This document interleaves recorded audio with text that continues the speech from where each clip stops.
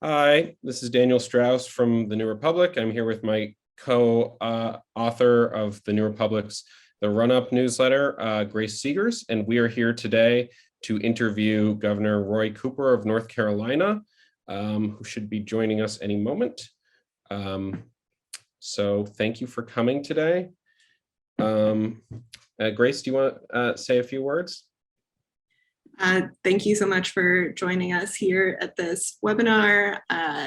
We are excited to be launching the Run-Up newsletter, and we'll send around a link for you to sign up. And thank you so much to Governor Cooper for joining us today. Hi, Governor. Excited to be here, guys. Thanks so much for taking the time. Sure. So we have just about 15 minutes right now, so let's just get into it. It's been an eventful week in DC and in politics nationally, and I gotta ask the pretty upfront question right now. This Supreme Court ruling on abortion, I'm wondering how it affects your state and what your response, what your reaction is, what you are going to be doing going forward in response to the ruling. Especially after the leak, we knew in our minds this was coming, but to see the actual impact of it and to realize what was ahead of us, ripping away this right that women that have had for 5 decades was so crushing. It just renewed my spirit in North Carolina to do everything that I can to keep politicians out of the exam room with women and their doctors, and to make sure that that freedom is protected in North Carolina. I have a Republican majority General Assembly who are ready to rip that right away. And we've seen across the country that the MAGA movement has moved more Republicans to an across the board prohibition on reproductive freedom, even including rape and incest. So we're here in North Carolina. I can hold it, my veto now. These November midterm elections are really important in our state because I need to preserve the number of Democrats that I need to sustain my vetoes to continue this protection. And across the country, governors are going to be so critical now. I hope that the Congress can put in Roe v. Wade, a codification. I don't think anybody really thinks that's going to happen. So now we know the battleground is in the states, and it matters more than ever who your governor is, who your state officials are, and who your state legislators are. Governor, given that this is such a critical midterm season, and you as chair of the Democratic Governors Association, how would you recommend that Democratic gubernatorial candidates run on abortion and on the overturning of Roe v. Wade? Well, I think that a lot of issues matter to people, and I know that people are concerned about going to the gas pump and to the grocery store and paying more. And it's going to be important for governors to talk about what we're doing, like Governor Whitmer in Michigan getting auto insurance rebates to everybody. Governor Kelly in Kansas talking about cutting the grocery tax, really helping consumers in their pocketbooks. But when you see what is happening across this country with MAGA Republicans that are becoming nominees for governor, that are becoming Republican nominees for other state offices, I think these issues, you got to understand that they are ready to take the entire right of reproductive freedom away from women. They are ready to say to Congress after a presidential election that we're going to ignore what the voters of our state decided, and we're going to pick the president ourselves. We saw that from fake electors that the state legislatures were ready to move on. So I think that we've seen this Supreme Court come down with a horrible gun decision, and we've got Republicans who continue to fight most movement on this. That legislation that passed was good. I think it was positive, but most people still believe across this country that you should have a strong background check, that a judge should be able to take a gun away from someone who's a danger to themselves or others. Those are common sense reforms that Democratic governors will be running on. And plus, you've got so many Republicans who really have stuck with Trump and have pretty much decided that we're okay with an autocracy instead of a democracy as long as our guy's in charge. Even with these hearings and even hearing what is going on, they still maintain that it was okay to have a seditious president that was trying to take over the Capitol and to block the legitimate vote of the people of the United States. Those are big issues. And I think you're going to hear governors talking about them across the country. So, Governor, that gives us a good opening to pivot to this. I mean, yesterday's January 6th testimony was shocking, even among that, the series of hearings. And a former North Carolina lawmaker is becoming a more central figure in this investigation, Mark Meadows. I'm wondering what you think what effect these hearings are having on the midterm elections. Are voters tuning in? In Washington, we are, but I don't know about the rest of the country. Yeah. So it's clear that we have to remember that families are working to make sure they've got a good job, they've got health care, they're worried about higher prices. We know that, and it's important to note that the president is working hard on these issues. Democratic governors are working across the country on these issues. We understand it. Republicans complain about inflation, but that's it. They campaign on it. They don't provide any solutions. So that's important. But I do believe that there are a lot of people out there who truly want to preserve our democracy, who may have voted for Donald Trump and may have thought Donald Trump's policies were good. But to see this evidence being laid out that they wanted to ignore the will of the people by any means, even violence, that's got to grab some people's attention. Sadly, I think you're not going to take away Donald Trump's core base, even with these hearings, because they're not going to pay attention to them.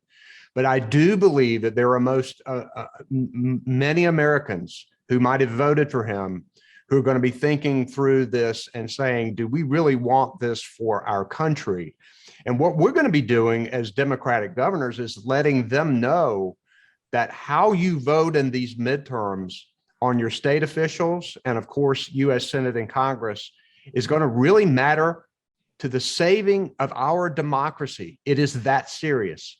So I do believe that we will be able to get more attention from this because of these hearings of people who are willing to have an open mind about this and who are obviously preoccupied with trying to support their own families and live their lives and dealing with the things they have to deal with every day. Typically the midterms are pretty difficult for the party in power, the party who holds the presidency, particularly after that president is elected. And we're seeing that President Biden, he does not have the greatest poll numbers at the moment. Are you worried at all about how those poll numbers and how his approval ratings could affect races across the country, including governor's races? We know that makes it harder, and that happens in most midterms.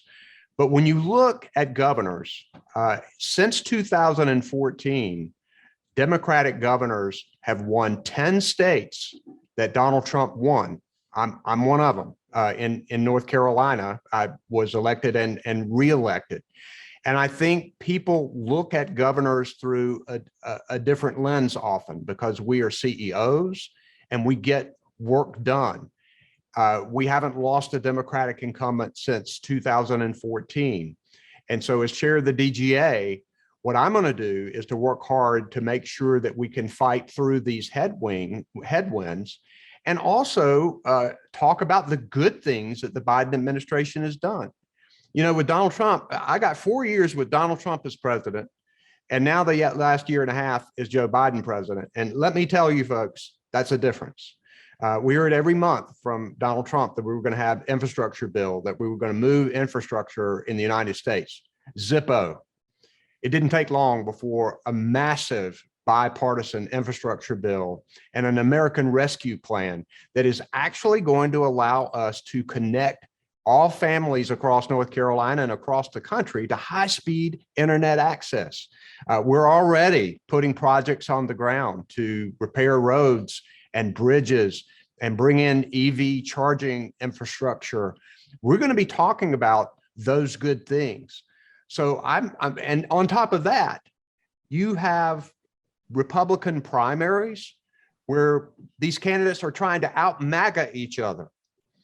And at the end of the day, we're going to be facing opponents who are an absolute threat to women's reproductive freedom and who are a threat to our democracy. And that's going to play a role in these races. You're going to see us working very hard across this country to show people the importance of these state elections and the midterms, and that, we have to look past all of that. It's just traditional. If you have inflation issues and higher gas prices, and we're still sort of in a COVID malaise, we're trying to come out of that, you just naturally blame the person at the top. I think we can fight through those issues. I think we're going to have a motivated base. I think we've got a great story to tell. And I think we're going to have real success in these midterms and hopefully buck history. No, just a few more questions, Governor. So Democrats in some of these primaries, like you mentioned, are hoping for hard right candidates. And there are cases where Democrats are trying to clear the way for the most conservative candidate to get the nomination. Isn't that playing with fire sometimes? So the DGA, I think, wants to help educate the public as to these positions. I think the more they know about these issues and what a danger they are to this country, I think the better off we all are. And I think that's what the DGA will continue to do. Yeah, but when like any of the committees runs an ad in a GOP primary that says X candidate is the most conservative, the voters who are tuned in will be drawn to that candidate, right? Like there's a deliberate advantage for the general election voters for Democrats in doing that. That's different than, I think, Republican primary voters. The more information the public has about these right-wing MAGA candidates, the better off we are, states are, and the country is. Gotcha. Great. If I could just tackle that issue from a slightly different angle. Are you concerned at all, though, that if, let's say, the electorate is more educated on the most conservative candidate, and then that candidate, like we saw Darren Bailey in Illinois, wins, is there the chance, though, that this could backfire, where then now we have a candidate like Bailey or like Doug Mastriano in Pennsylvania, who is the most conservative and, in your parlance, ultra MAGA candidate, and then now there's a chance that that candidate could win the general election? And I want to say, these people aren't conservative. These people are right-wing radicals is what they are, right-wing radicals. And it's important that people know about that. Josh Shapiro has the background, the experience to be an amazing governor, but it's so important that people know about Mastriano, the fact that he was involved in January 6th, and that he has denied that Joe Biden is president. It's important for people to know that, because our democracy is at stake. Okay, Governor, last question from me. Can you size up the North Carolina Senate race between Cheri Beasley and Ted Budd? How close is it going to be? You mentioned it's important for you, for your office to that other Democrats be reelected around the state. Does that include at the federal level and in this race? I am so excited about Cheri Beasley being the next United States Senator from North Carolina. I appointed her as Chief Justice of our state Supreme Court, the first Black woman to hold that position. She did an extraordinary job. She has gotten elected statewide before. And in that Chief Justice race, during a Donald Trump win with 5.5 million voters, Cheri came up about 400 and some votes short in that race. It shows you how important that your vote is. But the good thing about that is now she's available to take off that robe and be the candidate for the United States Senate from North Carolina. Cheri can excite voters because she's got a message about making sure we invest in education, in families. She will strongly protect women's reproductive freedom. I think she has a great chance to win this race because Ted Budd, her opponent, is a Donald Trump devotee, endorsed by Donald Trump, will do anything he says, and is ultra-right MAGA. I believe that we can win this election. And I think all of us, as we are working to get members of Congress and members of the state legislature elected, and particularly to protect my veto, Sherry out there on the campaign trail with us with a strong message to get people to the polls. I'm excited about her prospects and am ready to have a Democratic United States Senator from my state. If I could just get one more quick question in, I just want to ask about looking ahead to 2024. I know it is awfully early to be asking about this, but do you think that North Carolina is going to be a competitive swing state in the 24 presidential election? Absolutely. And Governor, if you want to talk about your own possible ambitions elsewhere, please feel free. It's a good forum for that. Joe Biden is our president. I support him. I expect him to run for re-election. We won North Carolina for Barack Obama in 2008. And one thing about our state, I like to call us the fullback of the country. Republicans pretty much have to win North Carolina in order to be elected president. But Democrats don't necessarily have to win our state. But I know that in both Donald Trump's elections, and we got a lot closer this time than we did before, they spent so much time and money here that they could have been spending in Pennsylvania, in Michigan, and Wisconsin, because they have to win North Carolina. We are going to continue to be competitive.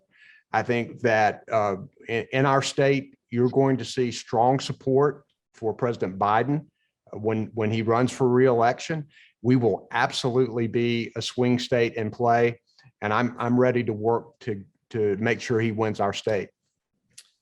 Governor, thank you so much for your time today. I'm going to give you the last word if you have anything else. But other than that, we really appreciate your time. And yeah, go Heels, I guess. Go Heels. I like it, Daniel. Very, very good. I'm going to head back over and deal with my legislature a little more as we are wrestling over this budget, Medicaid expansion, and other things. So thanks, guys. Great to see you, sir. All right. Yeah.